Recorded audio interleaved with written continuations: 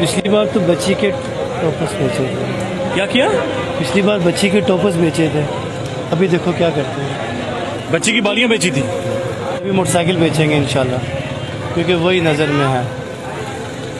نوکری ہے؟ بس جاب ہے. اب کمیٹیوں کا مسئلہ ہے نا آج کل, ورنہ روڈ پہ لگاتے ہیں, کوئی نہ کوئی چیز لگا کے بھیج دیتے ہیں.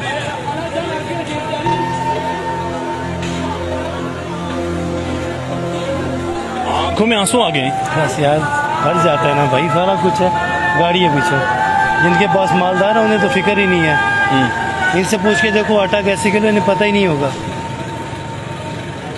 ان سے پوچھو جس نے کرایہ دینا ہے. نیند آتی ہے رات کو؟ بس یار آ ہی جاتی ہے. ہاں کبھی نہیں آتی, جب نہیں کچھ کھایا ہوتا تو پھر نہیں آتی. مجھ سے پوچھو, میں بتا.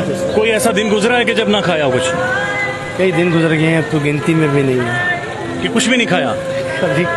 کبھی کبھار ایسی راتیں اب گزر چکی ہیں جس میں کچھ کھایا نہیں, یاد بھی نہیں ہے اب صحیح طرح. وقت گزر ہے, اللہ گزار ہے.